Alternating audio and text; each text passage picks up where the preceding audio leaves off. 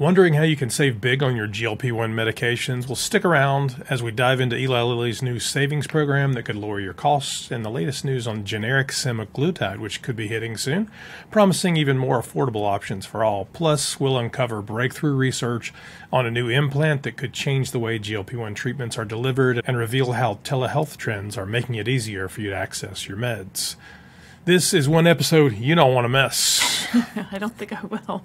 Welcome to the Downsized News. It's Monday, September 8th. We're excited to bring you the latest updates and insights on GLP-1 medications. I'm Lorraine Durham, and I've lost over 51 pounds on compounded tirzepatide, which is also known as Zepbound and Mounjaro. And hello, I'm Christopher Durham, and today we'll discuss everything you need to know about the world of GLP-1s, including Mounjaro, Zepbound, Wegovy, tirzepatide, semaglutide, retatrutide, and any other tide that comes along, or anything else, honestly, TBD. Related to weight loss medications. Before we dive in, just a quick reminder, we're not doctors. While we're passionate about GLP-1s and weight loss, it's important to consult your physician before starting any weight loss medication or treatment. Plus, please do not miss the Downsized Live every Thursday night at 7 p.m. Eastern Standard Time, where we dive deeper into your questions, take comments, have conversations with the community, and connect with all you fantastic people out there. This week, we'll do it live from sea. So we'll be on a cruise ship, so make sure to catch that. Story number one, great news for patients using Taltz and Zepbound. Eli Lilly has launched a new savings program that could help you pay as little as $5 a month for Taltz and $25 a month for Zepbound. You may have seen we did a video earlier this week. This is just a little synopsis in case you missed it. This program is part of the Taltz Together initiative designed to provide support and significant savings for eligible patients. For those unfamiliar with Taltz, Taltz is a biologic medication used to treat inflammatory conditions like plaque psoriasis, psoriatic arthritis, and ankylosing spondylitis. It's an injectable treatment that targets a protein involved in the body's inflammatory system. Plaque psoriasis, if you've seen anybody with it, is typically very, very dry, scaly skin to the point of Red, it could bleed. Bumpy, yeah.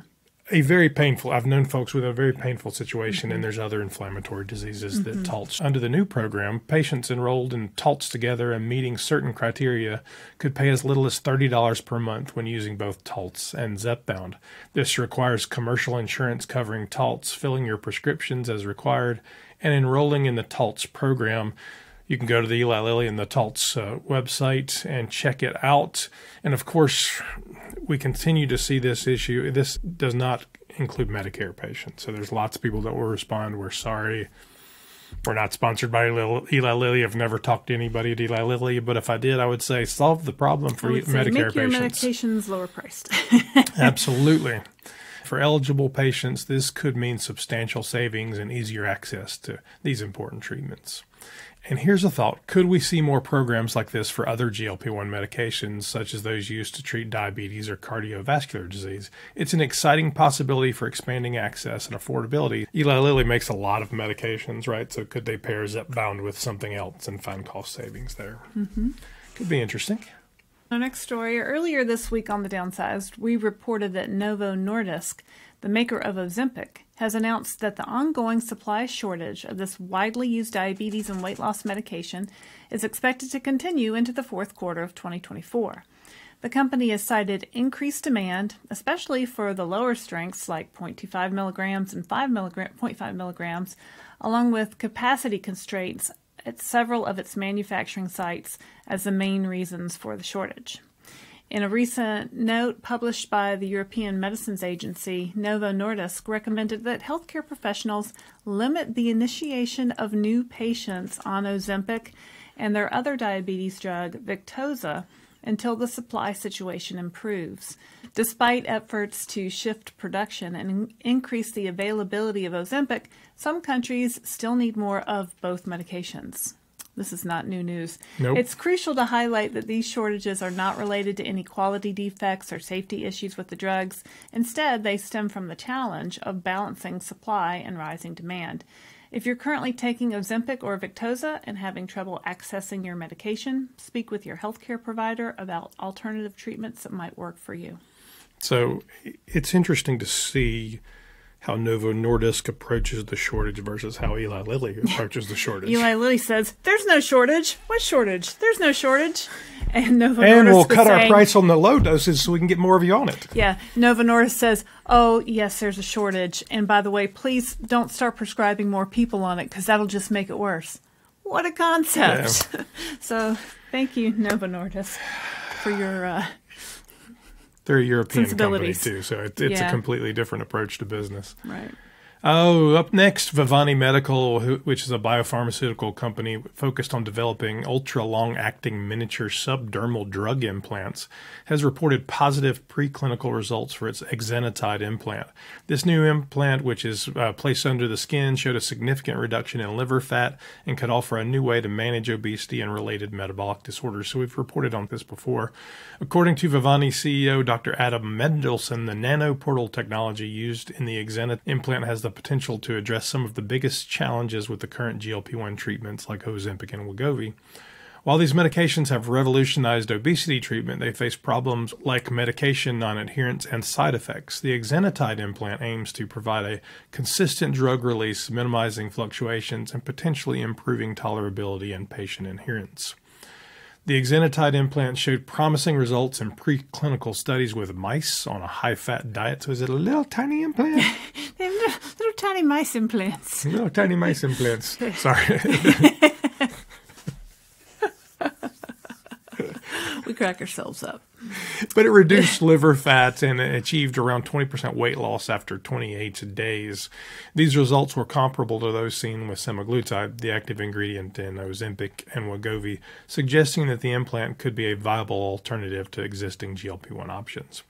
Looking ahead, Vivante plans to start its first human clinical trial, Liberate-1, in the fourth quarter of 2024. This study will take place in Australia. We've talked about this study before, and will evaluate the exenatide implant in obese and overweight patients. Participants will first use semaglutide or Wegovy for 8 weeks and then be randomized to receive either the new implant weekly exenatide injections or continue with weekly semaglutide injections. Results from this study are expected in 2025. Interesting.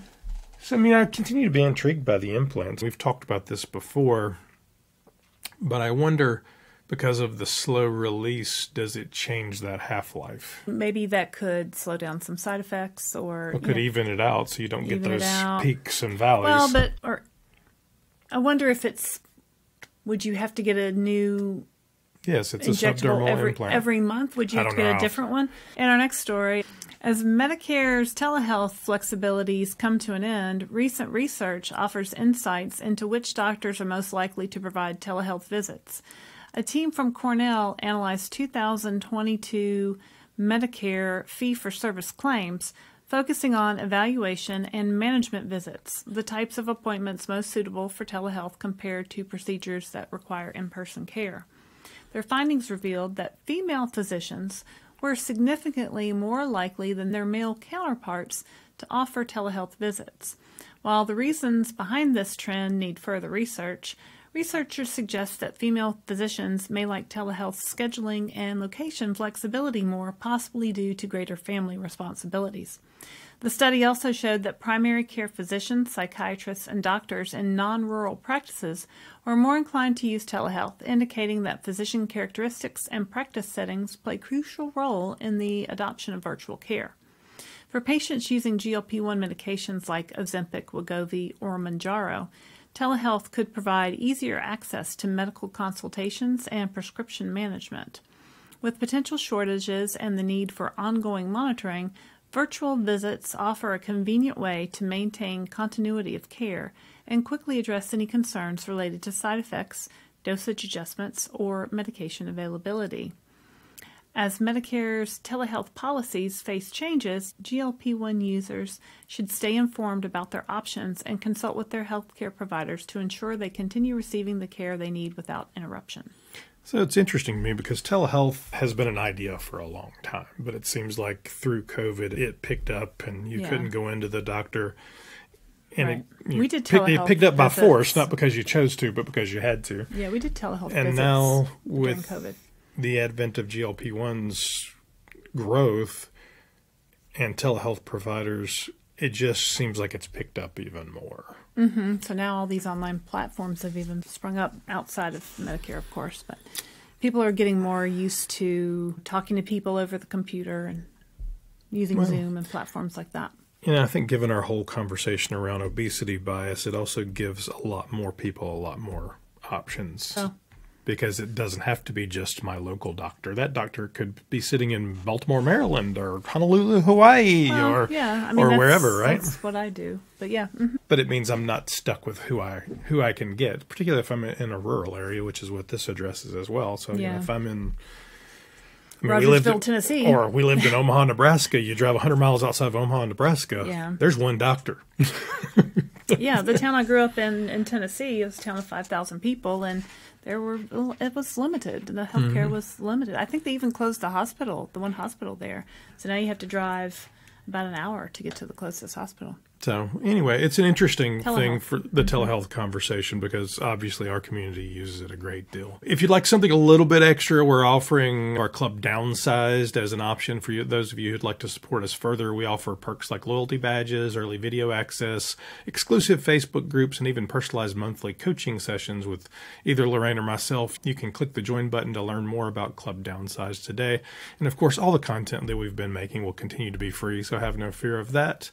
But we'd love to have you be a part of what we're doing, and we appreciate your support. Our next story up, Sandoz Group AG, a leading generics manufacturer, has announced plans to launch a generic version of Semaglutide, the main ingredient in popular GLP-1 drugs like Ozempic and Wegovy, in Canada in 2026. This move will come as soon as the patent for Semaglutide expires, opening the door for more affordable options in the Canadian market. Richard Sainer, CEO of Sandoz, emphasized the significance of this opportunity in an interview with Bloomberg Television, noting that Canada is the second largest market for GLP-1s globally. Sandoz aims to use his Canadian launch to gain insights and prepare for further market entries in Europe and the United States, expected in 2030. The GLP-1 market is projected to reach $100 billion by 2030, according to a study by J.P. Morgan Chase & Company. Sandoz is partnering with Pharmathen, a Greek firm owned by Partners Group, a Swiss private equity company, to develop this new generic option. Originally spun off from Novartis AG, Sandoz has positioned itself as the largest maker of generic drugs in Europe, and its plans for a GLP-1 generic could potentially increase accessibility and affordability for those relying on these important medications. That's cool. Yeah, generic semaglutide, generic Wegovy. It points out the patent age difference too, right? So it actually ends sooner in Canada. How long does it take for a patent to expire? It must be different in 20 Canada. years? It'll end in 2025 in Canada, it says. So. Yeah. So there's a lot of patents. So it might be if you live close to the border, you could hop right across in 2025 and get yourself some semaglutide. But I'm all for generics and these. Now, Mounjaro and Zepbound have not been out. Yeah, they've only been out for 3 years, maybe max. So it'll be a while on my favorite tirzepatide to be generic. Yeah, it'll be a little while. For Ozempic and Wegovy users, that might be coming sooner. Next couple of years. If you enjoyed today's segment, please like and subscribe to our Downsized channel. When you subscribe, you're helping us reach more people that may be searching for GLP-1 information. Please check out our Downsized store at thedownsized.org, where you can find GLP-1 companion products curated by Lorraine and myself. And of course, we are Amazon affiliates, so we do make a small commission on these purchases. Thank you for joining us. If you like this video, please check out our other videos for more GLP-1 information and interviews with people just like you. Thanks, and see you next time on the Downsized News. I'm Christopher Durham. I'm Lorraine Durham. And we are the Downsized.